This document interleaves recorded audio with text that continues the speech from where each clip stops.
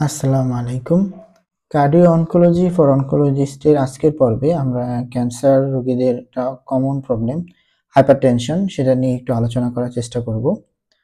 তবে শর্ট কথায় বলে দেই যে যেমন অন্যগুলো একটা আলাদা গাইডলাইন পেলাম যে অ্যান্টিবায়োটিক ট্রিটমেন্টের ক্ষেত্রে বা আপনার অ্যান্থ্রাসাইক্লিনের ক্ষেত্রে একটু চেঞ্জ, কিন্তু হাইপারটেনশন বা হার্ট ফেইলিউর থেরাপি এটা আসলে ক্যান্সার রোগীদের ক্ষেত্রে খুব একটা যে চেঞ্জ আছে তা না।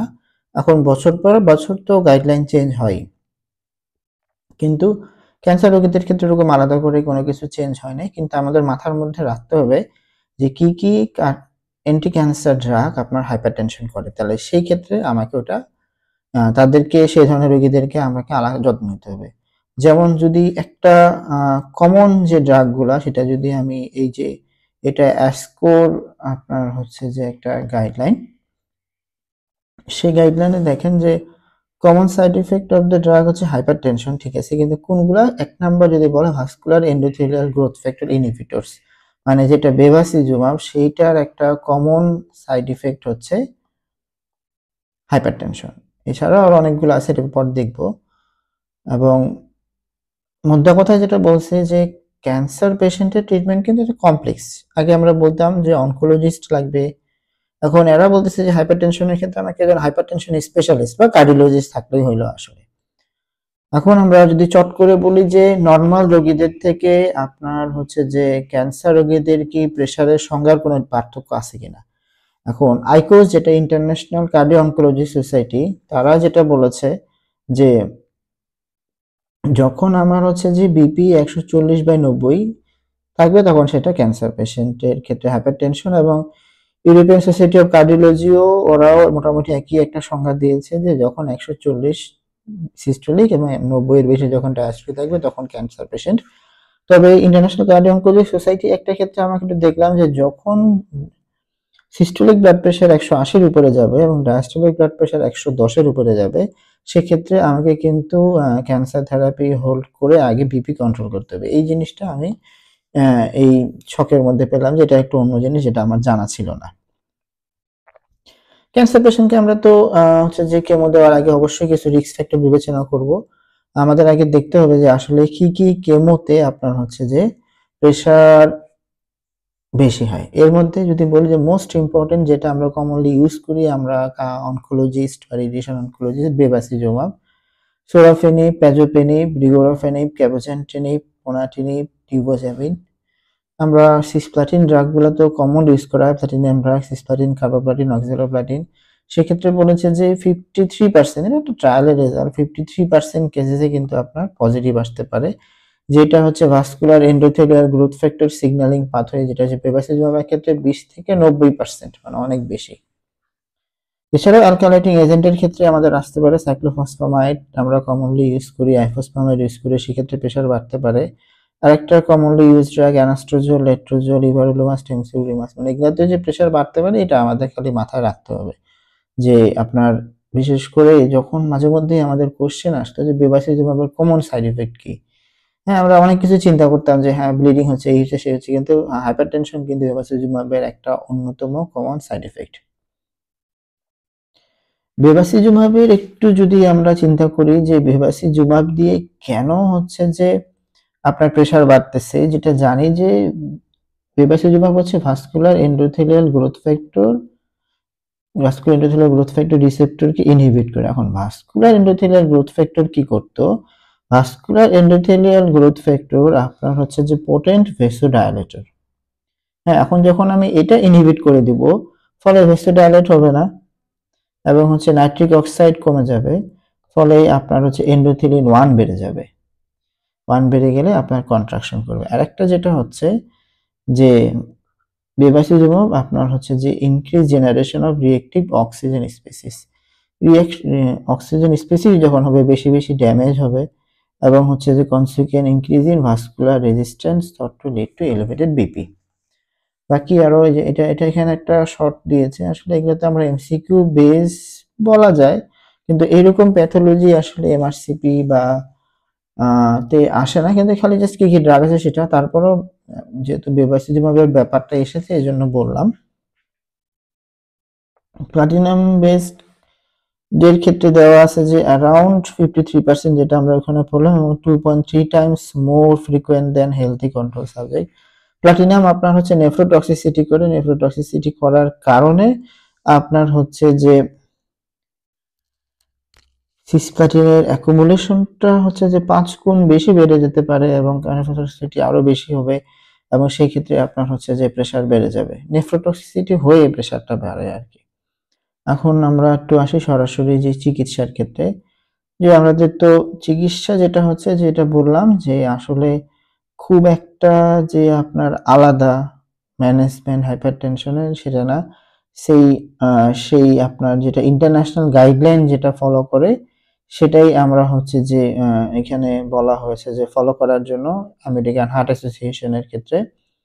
তা যেটা এই গাইডলাইন আলাদা করে মানে একই হিসেবে ফার্স্ট লাইন আমরা হচ্ছে যে আমরা যেখানে নর্মাল গাইডলাইনে এজ অনুযায়ী ভাগ দেখতাম, এখানে ওরকম এজ অনুযায়ী না, ওই জাস্ট ফার্স্ট লাইন এসি এ আর বি, এবং হচ্ছে যে তার সাথে আমরা যদি পরবর্তীতে ক্যালসিয়াম চ্যানেল ব্লকার, আর যদি এমআই বা হার্ট ফেলিয়ার বা অ্যানজাইনা পেক্টোরিস থাকে, সেক্ষেত্রে আপনার হচ্ছে যে recent myocardial infection, heart failure, reduced ejection fraction, atrial fibrillation, সেই ক্ষেত্রে হচ্ছে বিটা ব্লকার। আর ডায়াবেটিক্স এর ক্ষেত্রে আপনি যে এসি সিসিবি দিয়ে তারপরে ডায়াবেটিক্স যোগ করতে পারেন। বিটা ব্লকার তো স্পেসিফিক বিটা ব্লকার ইউজ করলেও এরা আরেকটা জায়গায় আমি পিছনে পরে বলতেছি যে বিটা ব্লকার যেটা রিসেন্ট যেটা বিটা ব্লকার ভেসোডায়ালিসিটি মানে নেভিবোলোল সেগুলো হচ্ছে যে আপনার বেশি ইউজ করতে বলা হয়েছে।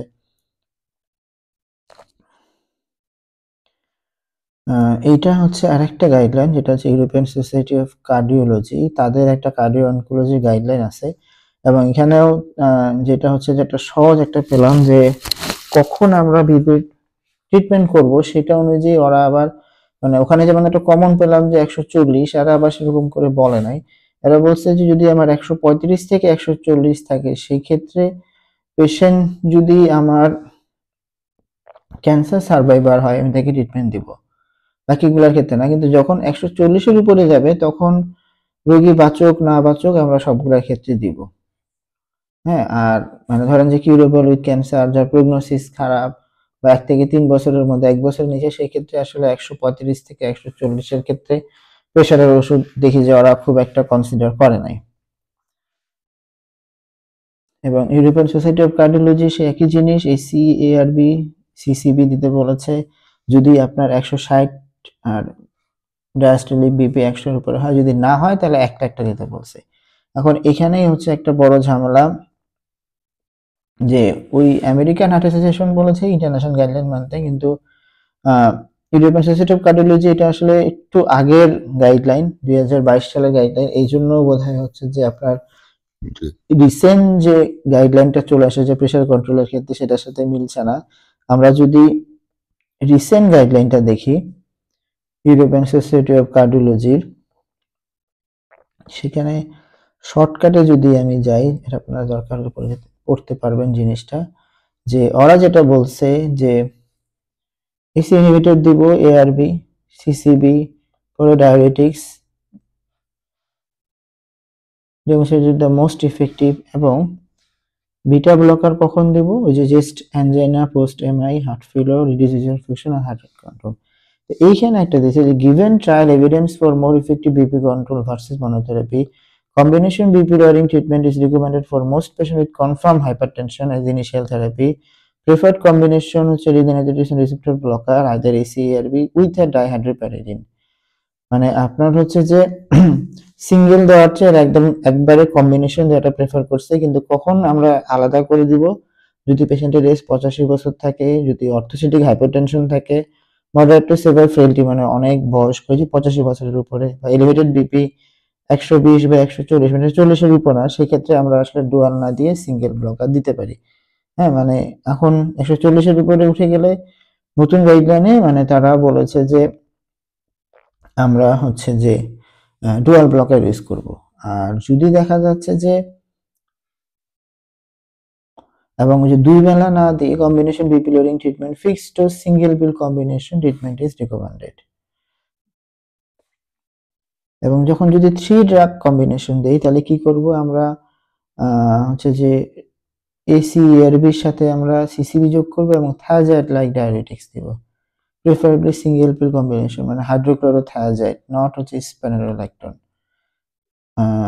ইফ 3টা ড্রাগ দিয়েও যদি না কমে তখন হচ্ছে আমরা স্পিনোলাইকটন দিব।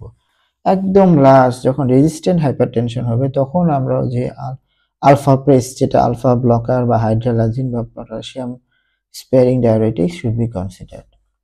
এটা হচ্ছে আপনার হাইপারটেনশন ম্যানেজমেন্টেরই আমার কিছু পয়েন্ট যেটা বাদ পড়ে গেল, যে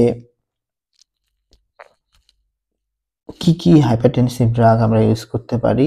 যেমন হচ্ছে যে এসি ইনহিবিটর, এআরবি এর মধ্যে তো আমাদের সবচেয়ে কমন ড্রাগ হচ্ছে লোসার্টান, অলমেসার্টান, টেলমিসার্টান।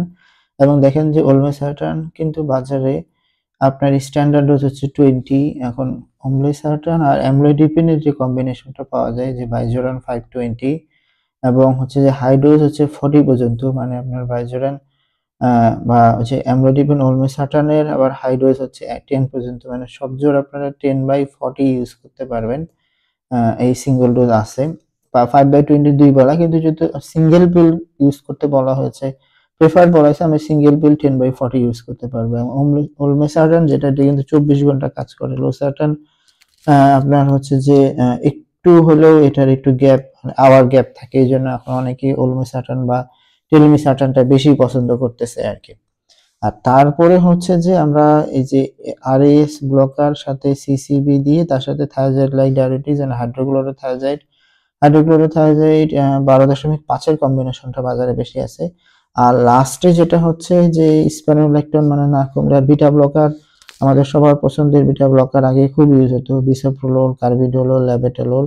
নেভিবোলোলটা এখন বেশি প্রেফার বলতেছে, যে নেভিবোলোল হচ্ছে ভেসোডাইলেটিং বিটা ব্লকার, এবং এটা হচ্ছে বেশি কাজ করতেছে অন্য অনেক বিটা ব্লকারের চেয়ে, কারণ এটা ভেসোডাইলেটিং ইফেক্ট আছে, ফলে বিটা ব্লক করার সাথে সাথে ভেসোডাইলেট করতে পারতেছে, সেটা একটা সুবিধা।